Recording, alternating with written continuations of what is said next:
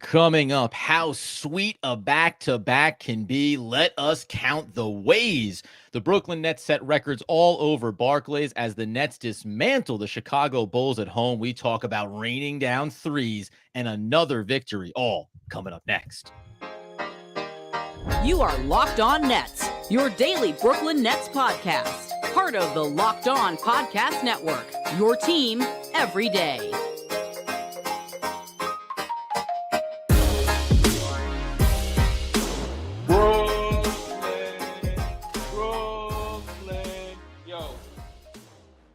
Yes, sir. It is the Locked On Nets podcast right here on the Locked On Podcast Network. It's your team, the Brooklyn Nets, every single day. Over there is Doug Norrie. I'm Adam Armbrecht. We thank you for making us your first listen of the day. We are 100% free on all those great platforms.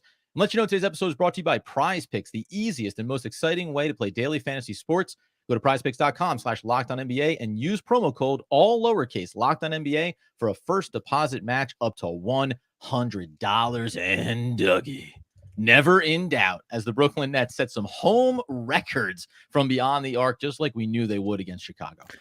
Oh, man, we're going to get to how this game started, ultimately how it finished. The real story here in the end is, one, you watch all four quarters because it's not over till the final whistle and buzzer sounds.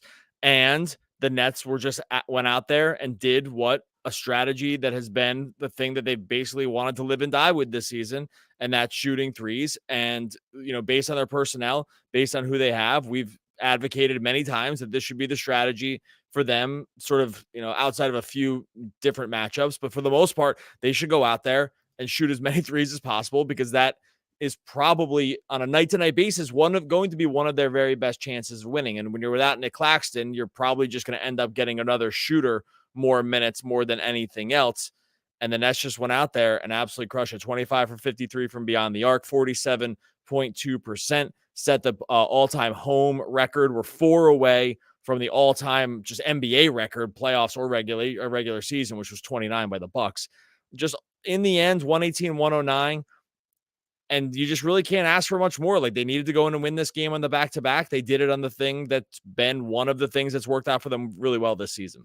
Yeah, set a franchise record as well for the most three-pointers over the course of any one half with 16. Also set a franchise record for three-pointers in a single quarter with 11, and that was the second quarter where they really got themselves back into this basketball game and started to turn the tide. And just as you say, man, it's worth noting that when you have Dorian Finney-Smith 3 for 7, 6 of 10 from choice Royce O'Neale, also 2 of 5 from Cameron Johnson, 4 of 6 from Mikal Bridges, 3 of 9 for Spencer Dinwiddie, and then getting, of course, as we would expect, Lonnie Walker, 6 of 10 coming in off the bench. Like, this was not just, and you cannot set franchise records by having one guy run hot. This was, everybody said, did you take that big little mushroom like Super Mario and just get big?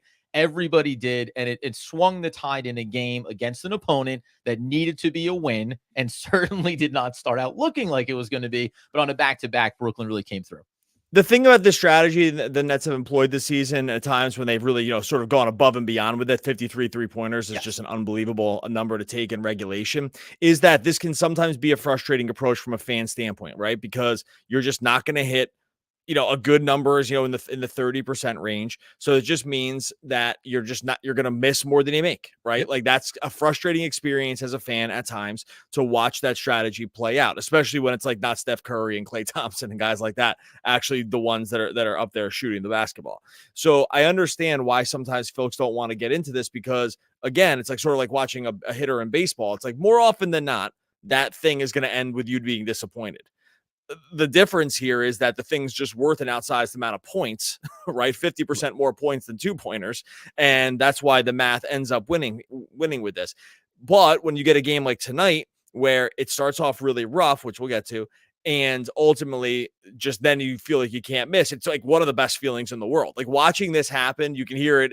You can hear it in Ryan Rucco's voice. You can hear it just like in the crowd. You can feel it as you're watching the game. We're all there watching the game sort of together collectively as a fan base in our own houses, but you know what I mean.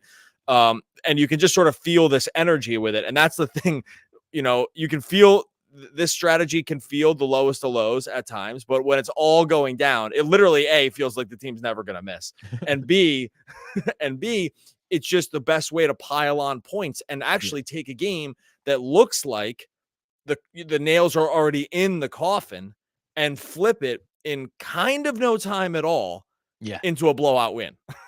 Right. And that's just a remarkable thing about the remarkable thing about the 3-point shot in general. No, and you're right. The last little note there about the way that you can all of a sudden either make up ground as the Brooklyn Nets did. It was a 25-point swing in the second quarter, right? The Brooklyn Nets were down 36-19, flipped that number, hold Chicago to 19, and dropped 44 points in the second quarter. And I think there is that element for NBA players, even the momentum of when perimeter shots are falling. We've seen this. Like, we've been the Brooklyn Nets as a fan base, watched our team be on the wrong side of this. Where, okay, you're going to tell me they play the Hawks the other night, right? Oh, I get it. Trae Young, not really a great 3-point shooter, except for tonight. Turns out he's going to go ahead and fire 60% from deep. And that's when you get this sense of, well, there's just no way we're going to come out on top here. We're not going to be able to climb this hill. I think likewise, if you're the Chicago Bulls, for everything that they've struggled with on their own in the second quarter, when this thing starts cooking, you have to have that sense of, we're on the road. These guys cannot miss. You've got Royce O'Neale jacking up 33-footers, and they're dropping down. And this dude is like shaking his fingers like he just can't cool himself off if he tried. That's when I think, like, all right, when do we start packing this thing in? Because it just doesn't look like it's going to be our night. Well, and that's the other thing, too, about the 3-point shot, too. For the same reason it gets really exciting to sort of just watch and just kind of sort of behold as it's going, it has a demoralizing effect for the other team as well, right? Because, and when you're the Bulls and you've jumped out to this like epic, should never give it up kind of lead at the beginning, and then all of a sudden see it dissipate, get chipped away, and then ultimately flipped, and then it's going the other direction. Only the 3-pointer can do that, right? Exactly. It's the only, because you just can't. It just, the math is easy. Like, you score more points on that possession than any other possession. Yeah. So there's just no other way to actually pull that off in that period of time, because this game flipped so quickly that it was sort of astounding. And I think you saw that you kind of saw the Bulls get sucked into the morass of their own selves of like, we had it and it's already over, and it's like the second quarter. right. Mid-second, we're still in this game. This game is over. Yeah, really, it was like that, right? It was just, you could feel the momentum. You could feel the energy at Barclays totally shift. You could see the bench going crazy. You could see everyone on the bench start to believe that this was going to happen. And then as they went through that crazy stretch where it was just like literally everything was going in, right? 44 points in the second quarter, and then they followed up with 33 in the third. It's like you actually have taken the nails and just, reversed them and put them in the Bulls coffin. And like I said, there are nights where that's just not going to work out. But when it is working and you are firing on all cylinders with it, it's just a total back-breaking moments. It's like 9 points. When you can put up 9 points in like 45 basketball seconds, yeah, or 12 in a minute or something like that, what the Nets were doing during that stretch, it just sucks the air completely out of the other team. A team that already is sort of on the theoretical ropes with just like their own basketball sanity as a team, that this might be what they look at and be like, hey, it's just done.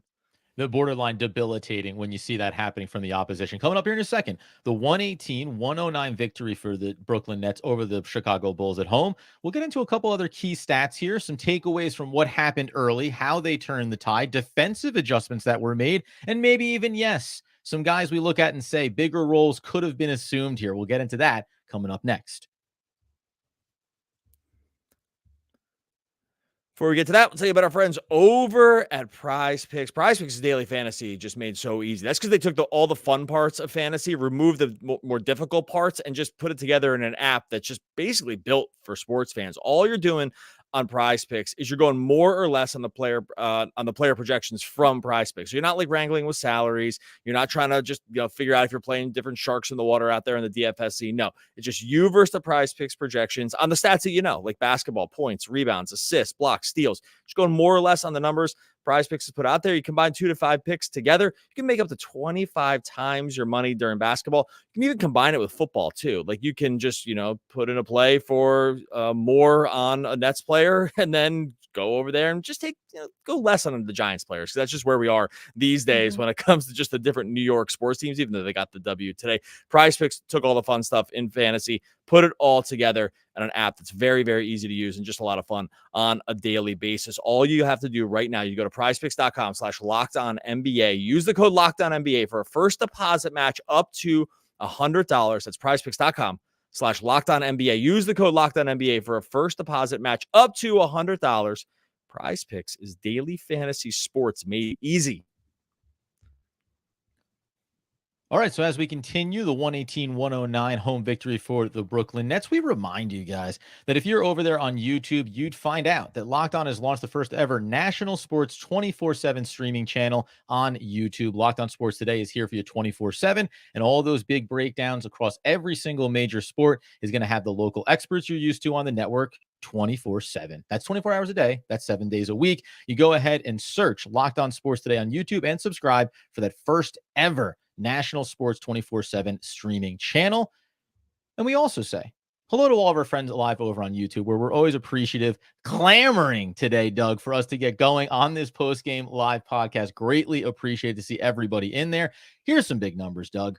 Not only were the Brooklyn Nets knocking down 47% from beyond the arc, and you mentioned the 53 attempts from deep, that marked nearly 64% of their 83 shot attempts in this game were from beyond the arc. And if you're Chicago, who also took 83 shots in this game, but only had 32 3-pointers and only hit it, only I say comparatively, 37.5% of the time, like that's also, I think, when we're talking about running up against, you're like, we're not even doing that bad on our outside shots. These guys are refusing to take anything other than these aggressive perimeter looks, which, by the way, when you're playing a 5-win team, you should be able to get what you want here. And the Nets were able to do that. But let's rewind back here for a second and acknowledge there was this one thing that happened here early. As a reminder to always watch all 4 quarters, the Nets trailed 36-19 after the first.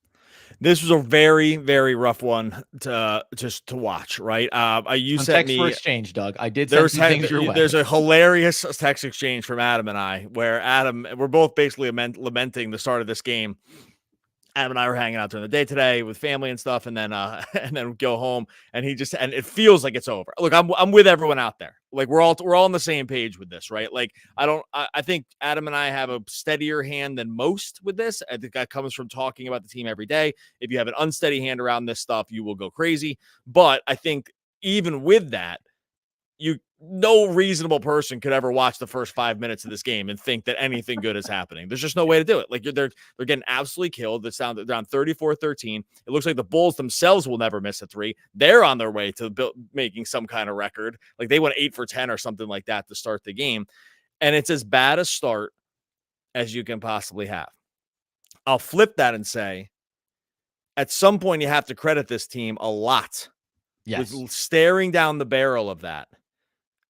And not only coming back and tying it, but going back and winning it going away. I mean, that is incredibly resilient. They were getting crushed, right? Like they were getting crushed. It was 34-13. They outscored them, by 50 points or something like that from that point on.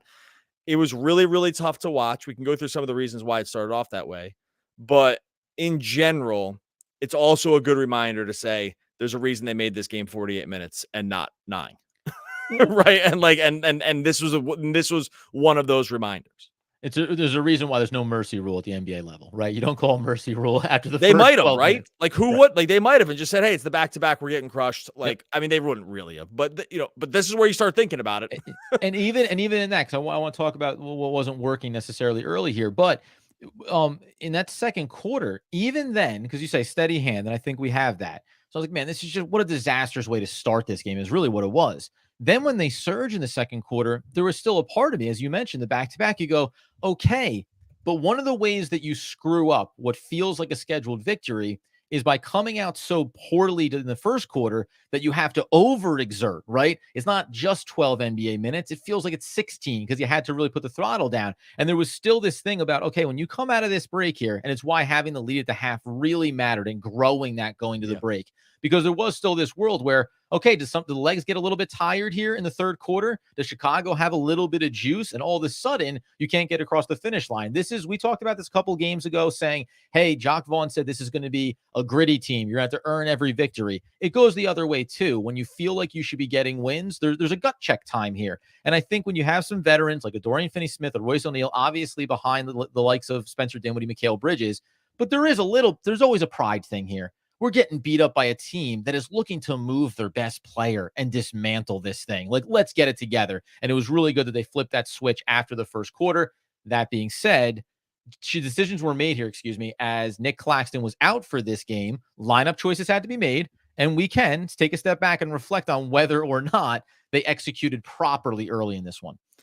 Yeah, it was. I mean, I thought that we would see Day'Ron Sharpe get the start. He didn't. They elected to go small and with Royce O'Neale, and it was pretty bad to start. Now, a 1-to-1 replacement for Nick Claxton, obviously. Right. So, and that's hard. You're going against Vucevic. You think there's going to be a there's going to be a problem on the boards, possibly. Right. This is a guy that in the past they've had some trouble with, and now, so on the one hand, when they started the game, there really wasn't any. All the points were from beyond the arc. Like actually, the Bulls really weren't scoring a lot in the paint. They weren't killing on the boards. Now they were making everything. So there's not a lot of rebounds to be had, right? So it wasn't like they were getting killed in the paint. Now, some of that was a side effect of the Nets were probably, I think they were overcommitted. I think they knew. I think this Nets team knew. They knew they were small and they were overcommitted to guarding the paint. With bringing extra help, and that was actually causing them real issues because it was actually what led to a lot of open looks. So while the points weren't in the paint, I think it was a direct sort of reflection of like sort of how they were choosing to defend early on. Now from then on, they bring in Sharpe, and Sharpe really dominated, and you can say to yourself, well, he should have just started from the beginning. I can hear that. I think that like there was probably a real case to have just done that from the beginning. I can also understand why at times they don't want to do that. Use the strengths that you have to your advantage. You know, you can play small, you can tax Vooch on the other end, and they did a lot with Dinwiddie, right? That's an advantage that you can take advantage of that when you are really small, which is just to attack this big lumbering defender that can't handle like your on ball stuff. So I can see both sides of it. It played out. Team, I want to start a true center wins this one because Day'Ron was so good. Yeah. So I totally get it. And I thought he was going to start too.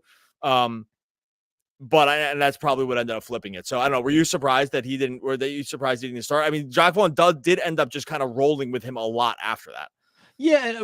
So no, I was not surprised for the simple fact that this is what the Brooklyn Nets have shown themselves to do. It's like when Cameron Johnson went down, it's Dorian Finney-Smith. Now that's a much more 1-to-1 replacement, obviously, but we've seen the Nets. They lean two things. They lean veteran and they lean with small ball, right? Like that is kind of what their mantra has been. I can appreciate, you can say, well, Jacque Vaughn should have gone with Day'Ron to start, and I would have been fine with that. I would have been excited to see that. I'm also happy that when he saw that the adjustment could get made, he went ahead and went with it, right? The thing that would have been frustrating is if you didn't see any Day'Ron Sharpe and you didn't try to make that little bit of a move. So the reason why I also think I'm okay with it before we can talk a couple other stats coming out of this game is the other thing is that the Chicago Bulls are a sub 35% from beyond the arc team this season. Yeah. So, the fact that this is, I think, what you always speak to, right? Well, just because the ball goes in or doesn't go in doesn't mean that it was good or bad practice, whatever the execution was, whether it's offensively for the Nets and the shots weren't falling or defensively saying, well, we don't want to get beat up. We need these guys. Royce O'Neale had a great game. So, like, you need him on the offensive end. So we'll clog the paint. We'll try to mitigate the Vucevic matchup. And if these guys are going to knock down the perimeter looks, we're going to live with that.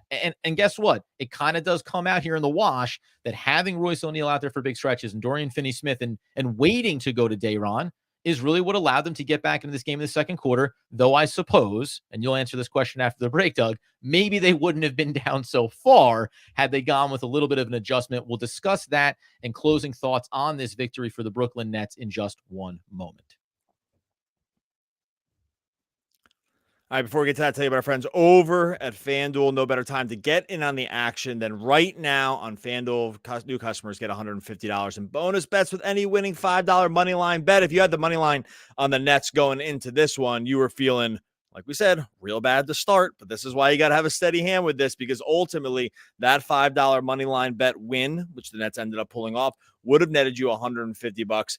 Because that's what the deal that FanDuel has going on right now. $5 moneyline bet, $150 in bonus bets. It's just that simple. They got so much else going on here over at FanDuel. They got spreads. They got the player props. They got over-unders. They got the live betting, which Adam got into during this game. A little alternate line going. The real faith in the team, Adam Armbrecht, with the -8.5 alternate line when things were looking bad. That's just kind of what you can get into. It's just, again, a little taste of some of the stuff you can get into over on FanDuel. No better time to sign up than right now. Go to FanDuel.com/LockedOn. get in on the action this NBA season, NFL as well. If remember, FanDuel is the official partner of the NFL. All right, so as we tie a bow on the 118-109 victory for the Brooklyn Nets at home, second win in a row here. And also, as we talked about, a portion of the schedule where getting wins matters for Brooklyn. And that's a big part of this too. I think, listen, we could talk about other things if you want, rotation-wise. But the other big factor here, as I mentioned it in passing, Nicholas Claxton doesn't play in this game, so you need to make the adjustment to your rotation. Then you also have Cameron Johnson, who goes out again with cramping, so he exits this game. We already know no Cam Thomas. We already know no Ben Simmons. You actually were, credit to you, when we came out of that last game, you said running a pretty tight ship when it comes to how the rotation was going to look. You got the Lonnie Walker dose as we expected. Day'Ron Sharpe ends up playing 27 minutes in this game. Watford looks like he's building towards a role for himself, doing a little bit of that point forward kind of stuff. But Jacque Vaughn went tight here. And you're not getting too deep into this bench here outside of a handful of Armani Brooks minutes after Cameron Johnson exits. No, this has been sort of something that we've seen from the team more often, than not with Jacque Vaughn and company, especially with the, look, they're dealing with injured guys. There's no Ben Simmons. There's no Cam Thomas, no Dennis Smith Jr. They clearly don't trust some of the other, sort of really young guys at the end of the bench. So we've seen a consolidation of minutes around these 8 guys. That's been pretty consistent. It's sort of gone back and forth about who those guys have been on a game-to-game basis, right? Mm-hmm. Like we saw limited minutes for Lonnie Walker over the last couple of games. He busts out with 25 tonight, 6 for 10 from 3. They kept him on there. He couldn't miss, right? Like there was a lot of trust in Royce O'Neale. It's easy to trust him when he's 6 for 10 from 3 also, right? But in general, these have been the 8 guys getting the minutes. And a couple things. One, there's sort of becoming implicit trust around this group as evidenced by 27 minutes from Day'Ron Sharpe, which probably is the most of, one of the most of his career. I have to look that up, but for him, it was clearly like sticking with what worked, right? Changing decently quickly when they needed to, and then clearly sticking with what worked inside the combinations that they were running. And I think that that's just probably what we're going to see going forward. We're not going to see Harry Giles. We're not going to see Noah Clowney. We're not going to see Dariq Whitehead. These are not the guys that they are going to lean on. This is the group right now. These are the 8 guys. We saw little Armani Brooks, maybe just because they wanted to get the record, and Cam Johnson left with cramping in his legs. Second game out of 3 that's happened with him. So something to keep an eye on. No, but just in general, they're running a very tight rotation, all things considered. Yeah, it's been mostly correct, and I think I don't see a reason why they would change going forward short of an injury, right? I think that's, this game is just another example of probably this is the correct thing to do, even if we wanted to see some of these other guys get into the mix. Oh, of course, right. I'm always excited to see some of those guys down at the end of the bench, young players get in there. Day'Ron Sharpe tied for 4th highest minute total for him in his career, going back to last year, February and March, played against Chicago, ironically, Milwaukee as well, 28 and 30 minutes there, and then 32 against the Pacers. And you only have 4 other games outside of this one where he played 27 minutes. So on Day'Ron, I'll even stick with him specifically here because of I think how good he was and doing the thing that we know he's great at, which is getting rebounds, 9 rebounds across those 27 minutes, pulled up on a couple of 3-pointers, really crushing the percentage here, right? Could have been a lot better for the team overall, could have been a lot closer to the record if he knocked down those couple of looks. But listen, that is what he is. He is a high energy guy, a high rebound player, and a player that is probably on a much longer developmental track than you want a 1st-round pick to be. And yet he's at least done, I think he's done what Cam Thomas did much quicker at the start of this year. Say, I have a role on this team. I have an identity. It's not always going to be 27 minutes a night, but in a game like this, especially with no Nick Claxton and already not having Ben Simmons, you needed him to be a plus 31 on the plus 31 in order to get in order to pull away, right? We know plus minus isn't everything, but guess what? When you get that big of a margin, it starts to mean a lot in a game like this. Well, this number was so big because, and this is where folks will come in and say, why shouldn't he start? I'm admitting that, right? We thought that was gonna be the case. When the number gets, I agree on a game-to-game basis, plus minus is not a good, is really not a good thing to lean on. There's too many factors and the time's too limited. Sometimes it's so glaring that the switch should have been made that it's oh, this does make sense. He also benefits from these, when they all got really hot themselves shooting from 3, right? So that's all it's worked. It's not like he didn't go out there and score 31 points to the Bulls 0, right? Like it was, Right. it was a multitude of factors that were playing, but this is one of those ones that passes the eye test as well, right? Mhm. Like one way that they were able to sort of slow the Bulls down, they went to a soft zone. We haven't Yeah. seen that tons from the Nets this season. That's something that they did because I don't think they're not too worried about the individual matchups here, and the zone clearly confused the Bulls in the second quarter. Like they weren't expecting to see it. It kind of threw them off. And that's where we saw a lot of defensive gains. But Yeah, no. overall, like these are some of the adjustments. Go ahead. No, shout out to you. What was it? Javon Carter, so confused by the soft zone the Brooklyn Nets switched to, had no choice but to travel on a wide open corner Oh, he was three. half a court wide open. He was half a court wide open in the corner and then was so wide open that he then moved because there was like a guy closing out to him, like Cam Johnson moved to the corner, was still so wide open, then just traveled. It was amazing because it was like just couldn't have got a cleaner look probably if he was just in an empty practice gym. But overall, like these were some of the little adjustments that we saw that they kind of needed to do. We know they need to go like drop or zone with Day'Ron. It's hard to play drop with Day'Ron because they don't have really good point of attack defenders, so they kind of get caught in a little bit of a problem area at times, but the Bulls kind of stink. So this is also one of these areas where you can not have to worry about it too much because there's got guys that are going to really bombard you. But, overall, again, I know the complaint's going to be why didn't they just do this from the beginning? I can hear that. But the other, I know, I agree with you. And it's like, and also, but they made the adjustment, right? They made the adjustment. It's only egregious if two things happen. One, no change was made, and two, you lost the game. We always come back to this. If you lost to the Bulls and you never saw more Day'Ron when there was a positive sample size, it would have been more frustrating. By the way, I'll also throw out here that if I told you Cameron Johnson and Mikal Bridges combined for 15 shots in a game against the Bulls with all the injuries and whatever, you'd say, okay, that could be a bit of a concern here. And then if I said they only combined for 25 points, you go, okay, what are we talking about? But then Spencer Dinwiddie, 7 of 17, 3 of 9. Now, again, his complete game, we talked about this last time. This isn't the pecking order you want it to be, but 7 of 8 getting to the line in this one, threw in 7 assists again here as well and 24 points. And for Cameron Johnson, even just those 22 minutes, which is obviously what skews his numbers down. He's been playing some good basketball lately. Tied a career high, or set a career high, in assists with 6. And you had assists from Mikal Bridges, 6 as well, 4 for Royce O'Neale. It's like this is the case for saying, why does the small ball lineups work here at stretches for the Brooklyn Nets? Like, why can it be effective? Because you have enough guys that, again, one can shoot from the outside, but that also understand, like, hey, I need to get into some space here. I need to push a little bit of tempo, and I need to be willing to give the ball up. When you see that many assists inside your starting lineup, you know that it's because they go, okay, the extra pass opens it up for somebody else, and everyone just rains fire.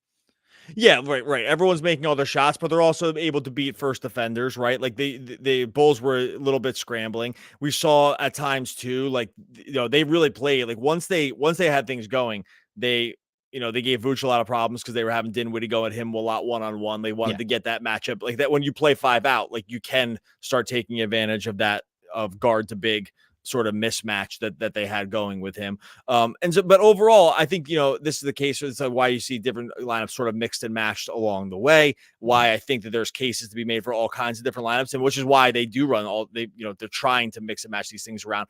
Obviously with Claxton, that's a game changer just on the defensive rim protection and ability to switch onto some of these guards. When you don't have him, they're sort of like down bad in terms of like sort of the personnel that they really need. I mean, this win is a really impressive win. I know it's the Bulls, but like Nets are missing a lot of guys here at this point, right? Like this is. By the way, sorry, not to jump in here, but by the way, it's like we say, bad team, got to go beat them. And if you want to be the Brooklyn Nets and say that we're of a certain level by NBA standards and in the hierarchy, it's also beat a team up that's bad, right? Not get the win. It's also beat them up going away. And that's what Brooklyn did in this one, right? Didn't start great, but by the end of it, the Nets are not a 100% healthy team. They are far from 100% healthy, and they still put this type of performance on the Chicago Bulls, which matters. All right. Really got a lot of people here in YouTube Live. Want to get to as many questions and comments as you have. Make sure you stick around. If you're over on the podcast feed, you got to get over on YouTube to make sure you're just kind of locking in with some of these Locked On Nets live games stuff that's going. I'm stumbling here because I'm too excited. Stuff that's happening live after the game. So if you're over on the podcast feed, make sure you subscribe over on YouTube. Conversely, if you're over on YouTube, make sure you subscribe in the podcast. Just the ways that you can freely help the podcast.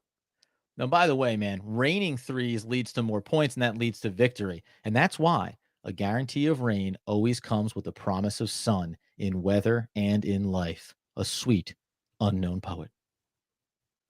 Who said that? Unknown poet. I don't know. Oh, one of the all-time great unknown poets, Unknown Poet. We'll be back again tomorrow and in a moment here on YouTube talking more Brooklyn Nets basketball.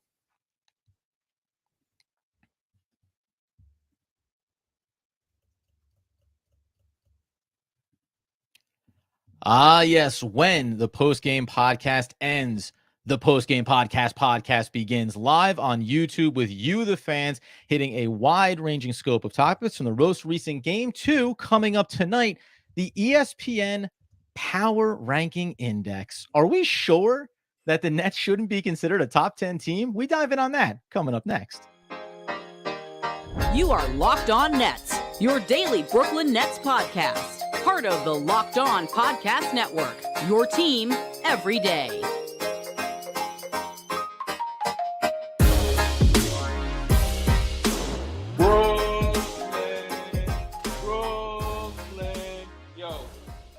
Ah, yes, my friends. It is the Locked On Nets podcast right here on the Locked On Podcast Network. It's your team, the Brooklyn Nets, every single day as we come in for the bonus podcast edition, Doug, talking ESPN BPI, maybe talking a little Nicholas Claxton injury, and of course, talking with you, the fans, as we get live conversation and a lot of star topics to dive in on here, Doug. Yeah, just wanted to real quick hit this because it's not a whole episode's worth, but I was checking in on ESPN's BPI index, basketball percent index, where their power index, which is, I had gone with this one before because early in the season when I thought the Nets were playing really well, I was like, oh, let's just check in on where some of these like sort of advanced metrics have the Nets ranked. They had them ranked like 7th or something like that. That's overall. Right. I was like, oh, it was like it passes the eye test. Like, this is great. Like they're maybe playing above their head. They've had a great, good run of the season. Now we get a little further into the season, and they are, let's see, 4th. They've moved down since I saw this the other day, but it's 4th. It's going to move up because this doesn't include this game tonight. So they had them at they're 10th now. 7, 8, 9. They had them at 10th overall, but I guarantee they're going to move up now because after I said they're 3rd now after a game like this. Yeah, so I bet you they're probably top 10. And I just find these like lists to be funny because I'm thinking, on the one hand, I do think the Nets are a really nice story here. The Nets have definitely punched above their weight. Just in terms of just who they've lost and how they've won. Being 8-8 with this team, I do think is an accomplishment. No Simmons, no Cam Thomas, missing Claxton for a lot of the season, missing Cam Johnson. And then you look at this list and you're like, better than the Nuggets? That was it. I almost just lost it here because I didn't look down the list. You go, I'm sorry, just tapping in. They're 3 positions higher than the defending champion Denver Nuggets. Yeah, it's just like, I don't know. Can I really, they're tied with the Timberwolves. I'm like, can I really trust this list when it just doesn't, like 8 spots above the Mavericks? I don't know. I like to dive into some data as much as any other person in the world.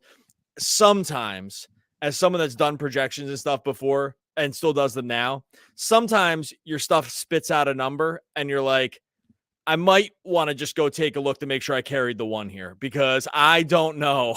Like, this doesn't seem to pass a lot of different eye tests. Sometimes the math does lie, right? It's like, this cannot be 100% accurate. And by the way, I to your point, the Nets have played very well this season. They've played close against some really good teams, right? They're beating the teams that they should. It's really hard. You want to tell me that you want to say by BPI they're top 15? I actually could digest that. If you said they were the 15th team based on who they've played and the games they've played and how tight they've looked in some of these, okay, great. Like I could digest that. The top 8 though, that one hurts. And also being above the Denver Nuggets, being above some of these other teams raises an eyebrow. So we'll see though, man. And by the way, if they're 10th right now with their upcoming schedule and this win, watch your backs, boys. We're talking top 5. We're talking top 5 by week's end, no holds bar, as you know as well. If you're in live, first of all, we always thank you. We really appreciate it, especially after a win like this, after a big holiday weekend. You shout out at Locked On Nets. We'll go ahead and star some up for you and break them down. And Doug, you've got a laundry list going here. You're ready to fire off. All right, a couple things here. Nader says, all hail Doug and his variance theory. Can't tell if he's trying to make fun of me here. I'm going to assume not, but I always hold out. I was going to assume definitely, yeah. I always hold out hope that it's no, not making fun of me, but there's a good chance he is.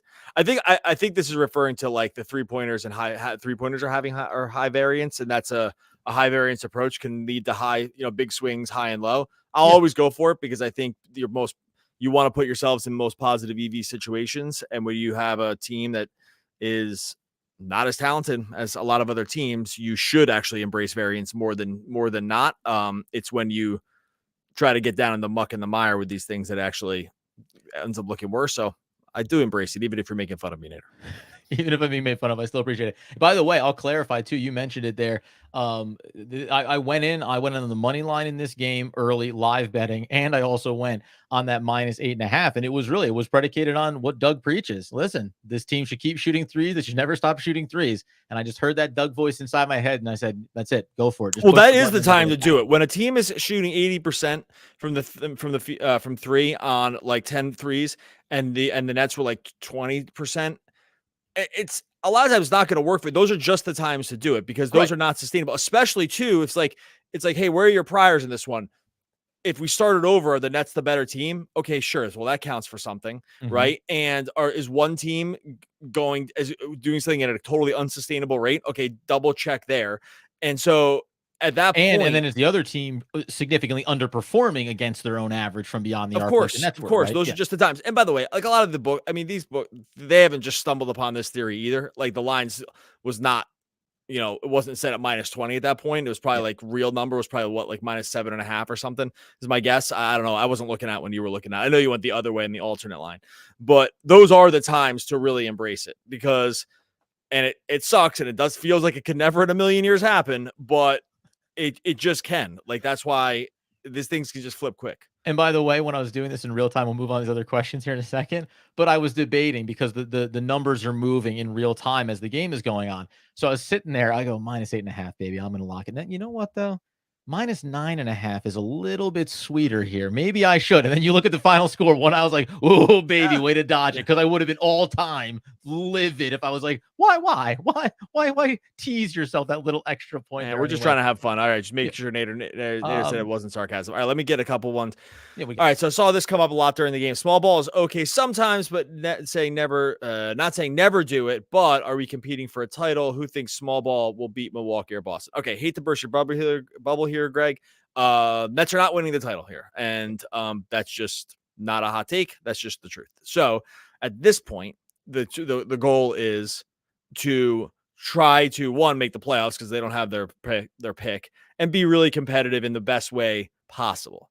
With the guys they have in the team now, this is just what you're going to see a lot of. Like now, thankfully, guys like Watford sort of like toe the line between sort of big and versatile and not totally small ball stuff. And they have a few guys like this, like DFS can play the 5. But I really would probably remove from the hopes and wish list as we head into Christmas a hope for a championship because that is not on the team. That's not, they just can't. It's not, basketball is not built that way. And so, and I know what some people are gonna say is, well, the Heat did it last year. I get it, but like it's just such an outlier. So anyway, I'm gonna always embrace the small ball thing. I'm willing to live with the times where it's a problem. I just think in general it's fine. Now again, I thought playing Sharpe a lot of minutes was fine here too, and I advocated that before the game started. That was not results oriented, right? So I think that I thought that's what they were going to do. Let's go big picture here with a little Jean-Claude as Van Damme. No, let's not get carried away by the impressive win and overlook the fact that Dinwiddie, Claxton, and O'Neal have contracts expiring soon. We cannot let them walk for nothing. So there's multiple sides to this because each one of these players brings a different outlook. Doug and I would have said Royce O'Neale shouldn't have been on this team entering this season potentially. It's not a knock on him. It's just that you should have already gotten value for him last year. And I don't know where he stands. Like he is at a point where his value is not going to get necessarily higher than whatever we once perceived it to be. Certainly not higher than the first round pick the Nets gave out to get him. Dinwiddie cannot really go anywhere based on the fact that if you take him off this team, you create a significant void at a deficient position right now. Ball handler, a guy that can facilitate, a guy that can ISO. Like he just has too big of a role for them. And there was at least rumors about a contract extension. And then Claxton's the other one. We can even touch on the injury part of this right now. I saw somebody mention the idea of like, is Claxton now starting to get a little bit of that injury prone kind of tag sniffing around him? It certainly matters in a contract year for him.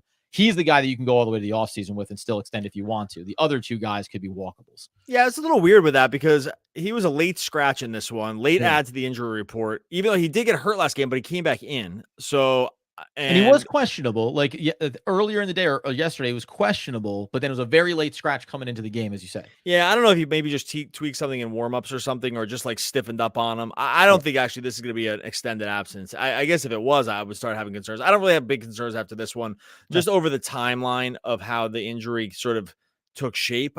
This is not something I think is going to be long term. I'm not worried about him being like an injury guy. He doesn't really, I mean, or any more than just like regular other guys. I do not see him like that. He missed time with like other weird stuff. Like he had like mono or something for a lot. Yeah, I was going to say, right. That doesn't count as an injury. Like it's time missed, but it's not. Do you agree on, I mean, we talked about DFS in this vein as well before about when he should be traded, the value, all those things.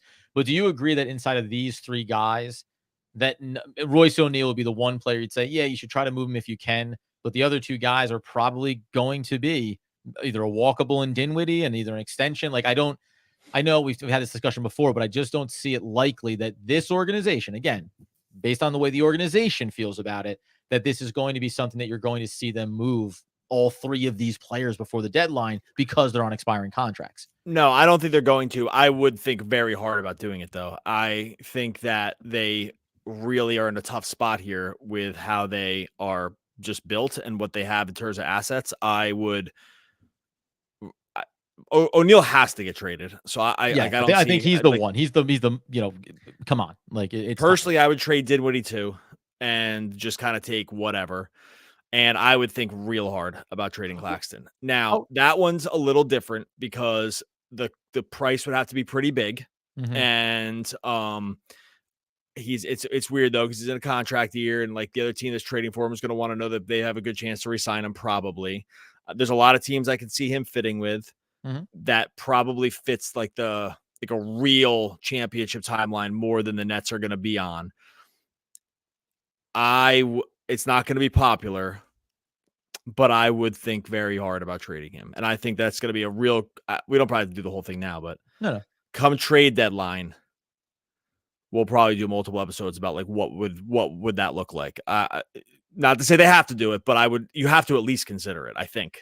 On Claxton, it comes down, and this will be true for this, and we'll touch back on it, but it's going to come down to, like, for me, I'm on the side of retaining him, extending him, unless the offer, this offer comes in that just says, oh my goodness, we'd be fools basically not to go in this direction. And then lastly, just on Spencer Dinwiddie real quick, listen, if you're telling me that someone's offering a second round pick or something for him, then I don't see any point in trading him at that point. It needs to be something that does move the needle. That's a first round pick. That's assets that make sense. Because otherwise, while I understand, hey, get something for a guy that's not going to be here, right? So you're saying you're going to lose him for nothing. Well, I'm not losing him for nothing. I'm losing him for the second half of the season where he's a productive player on this team and helps them achieve the goal of making the playoffs. And there's just no world where you can tell me, at least right now, you take Spencer Dinwiddie off this roster and they are better afterwards, right? That's not going to be the case. And we know that for Nicholas Claxton too, but that's a different kind of conversation based on the money that he's going to command going into the offseason, excuse me. Yeah, it's hard to trade point guards too. Like the point guard market is just not, it's just like a lot of teams that really would, need them aren't probably vying for anything. Mm-hmm. Right. So like and I know he can play off guard, but I just it's hard to look at a group of teams and see, like, for Claxton, I could probably make a decent list. Like they wouldn't do it because they just drafted somebody, but like Claxton would be awesome with the Mavericks, right? Like they just drafted Derek Lively, so they're not going to need to do it, but I think he'd be great on OKC, like next to Chet, right? I think there's like definitely other teams out there they can really tell them a story about Claxton. I think with Dinwiddie, with his age and just his overall skill set, I think the list is pretty short around teams that would be super interested in bringing him in. Like that would teams have guys like this anyway. But like, could he fit in the Nuggets? Yeah, he could probably fit with like Jokic. Like his skill set works out pretty well there. But they have Jamal Murray and Reggie. You're not going to need to do that. So I guess my point, the list is really short of around. I think the Dinwiddie's market will be really small. So I think I'm with you that I just don't think the market will be there. And that's something we will talk about, obviously, as the season progresses. From one Jean to another. Jean Ramey, frequent flyer with us here on the lives. Although the team seems like Cameron Johnson, has to sit out for a longer period before his injuries become worse. JV should give the rookie some more playing time. I don't like the Cameron Johnson. It has some injuries to start the season, and then some nagging injuries and some lingering injuries and these fatigue and cramping that seems to be impacting him.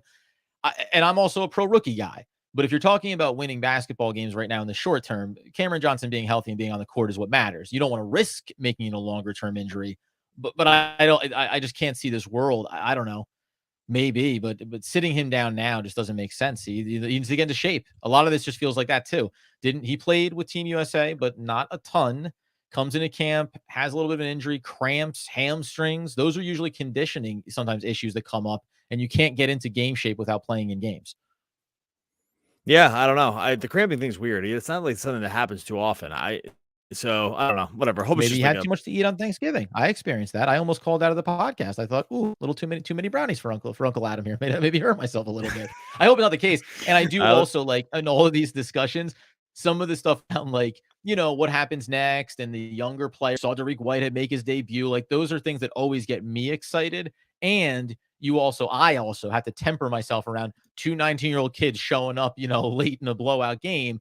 Need not be construed into these guys are closer than further from being ready to contribute. So you can't just tap into some of those younger players that quickly. Let's also go to. All right, this has to be a troll. Hold on. Oh, sorry. Okay. Well, hold on 1 second. I'm going to go back to that one. This is great. This is such a troll job. I love it. Love it from Tamro. Fire Vaughn, starter Giles, trade for Drummond, and sign Dwight Howard and Boogie. Congratulations, you did it. Like power, this is power the squad. This is the power squad. Good job by Tamro. Tamro knows push when it comes for me. What was the one you had up here? Oh, here we go. This is a great question. Well, Tamro also, by the way, I actually don't know about who this. Screaming at us to start our live as well. Tamro, shout out to you, Tamro, for demanding we go live. I appreciate it. It spur us on here. Sorry, just tweaking. When everybody's healthy, who do you think's going to start? I mean, I'll give this to you. I was thinking about this during the game. I'm actually not sure I know about this. Yeah, what do you think it's going to be? There's probably a difference of who it should be and who they will do. I think I think is going to be probably always going to be always going to be the case with this team. Well, Cam Thomas should start coming back in automatically. So Bridges, I guess a backcourt of Dinwiddie and Cam Thomas, Bridges, Johnson. If it's, I guess then you do Claxton, and then Dorian Finney-Smith has to go to the bench in that scenario. If we're talking Ben Simmons healthy, that's a whole can of worms. I can't even begin to unpack, because it's just such a mess when you get to that version of this team. And we know how we know. I mean, we've done this, right? He's so darn valuable, but he's so damn unreliable. So at some point, I just don't think you can construct your team saying like he is a core of our starters. I would consider the idea of having Ben Simmons be the guy that comes off the bench, mostly related to health and the ability to trust consistency with him. And then you end up having a guy that could make your bench unit even more electric. It doesn't really work the same way with a Nick Claxton. I think he's the best beneficiary playing with some of your better players, playing in the starting unit and being effective in that capacity. All right. I don't know. I'll go. This is hard, man. I'll go. I thought if I tap dance and said enough different names that people would just kind of get lost in the fog of what my take was there. I'll go Dinwiddie, Cam, McHale, Dorian Finney-Smith, Claxton, and I'll move Cam Johnson and Simmons to the bench. Okay. I don't feel great about that though. Yeah. I could change that tomorrow. I don't feel awesome about that. But that backcourt's common ground. Ben Simmons on the bench for both Doug and I. I just think Claxton Claxton's just better, and like that's what I mean. I don't think it's a good idea to play them both together. And so at that point, you just gotta kind of choose like continuity. And can't you? By the way, I'll use your example. Not that you're being held to this, but think about it. Okay, Ben Simmons. Everybody's healthy. Ben Simmons is in a quote second unit now with Cameron Johnson, who can shoot from the outside, can take some guys and go at the basket a little bit, with Lonnie Walker, right? Perimeter sharpshooter, with some Royce O'Neale. Like, if you start to think about it, Ben Simmons, you go, oh yeah, he can elevate all those guys and make them that much better and set the table. It's not a knock on Nick Claxton. It's like, but that's not going to be Nick Claxton's role. So somebody else would have to do that for that unit. I think it's always why that it tantalized me. Originally, I'd said that about Cam Thomas before he kind of, popped here, and thinking that it was possible that would be a great way to unlock him. So that'd be my I'll tell you right there. now, real quick before we go to the next one. It's very funny. Vaughn has been let off the hook so much with this season because of the injuries to not really have had to make this decision at all. Right. Yep. Like they've just never been in a situation where he's been really pressed to have to decide this because they've just always had someone hurt. In some ways, tinfoil hatted this and said scheduled injury so they could get sample sizes with one and the other, and then make their decision. I don't really believe that, obviously, but it is funny that they just have never had to address it because of just everyone sort of they've never been healthy at any point this season, and so he's dealt with a pretty hard decision here, I think, because there's so many different factors at play beyond just the basketball piece. Contracts, trying to boost guys' value, right? Like keeping guys engaged, veterans. Not that this all should matter, and I really don't think it probably does all the way, but it matters some for sure.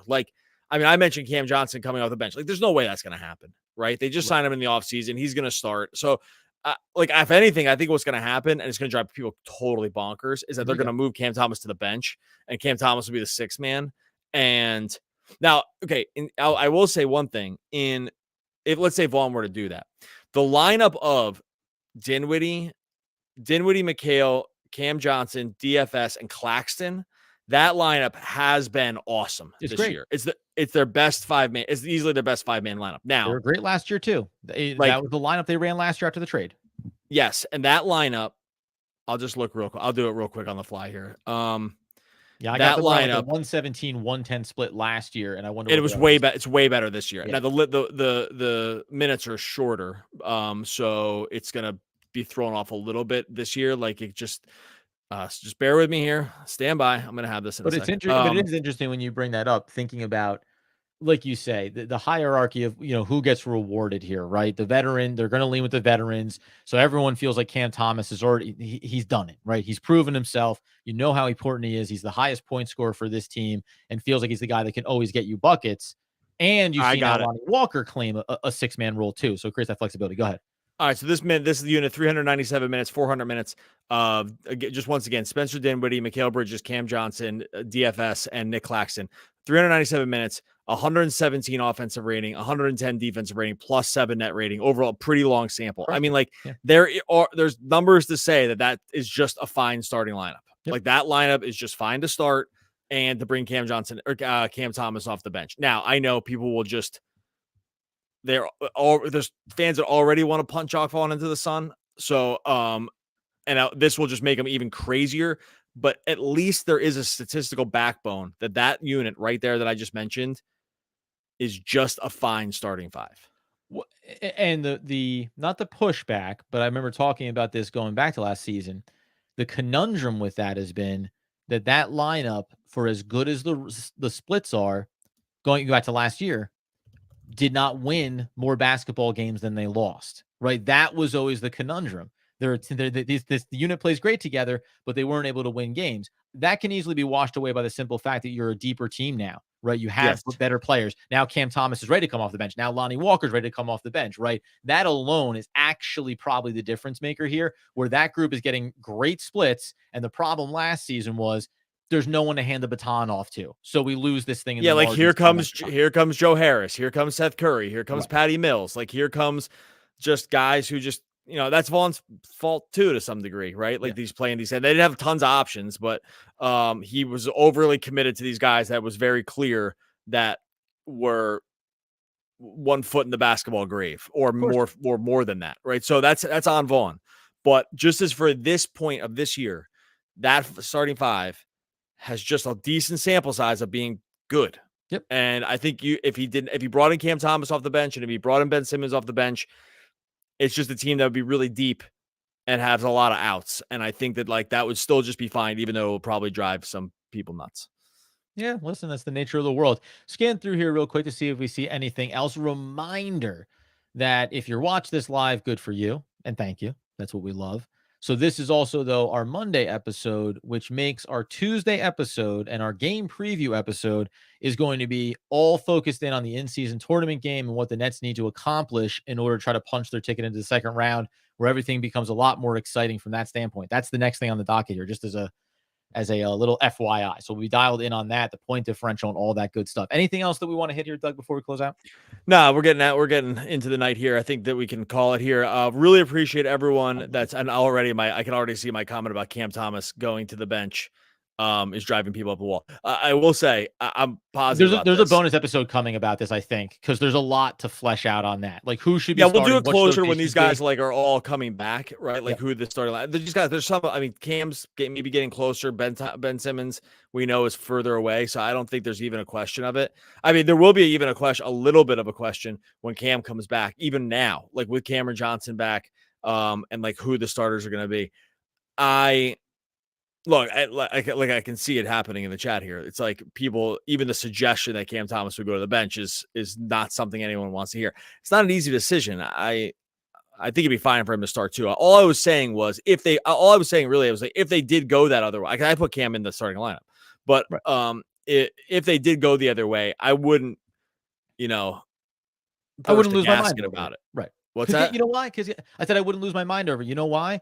Because Cam Thomas can still give you 27 points off the bench, right? Like it's not going to impact where his value truly lies. Whereas from a size standpoint, you mentioned the splits with this starting, like there's just some proof here that makes a certain model work and doesn't do any damage to the value you get of a guy coming off the bench versus. And again, that line's just been okay. It's just been fine. It's been good. So whatever. Okay. We are going to get out of here. Much appreciated everyone that jumped into YouTube live.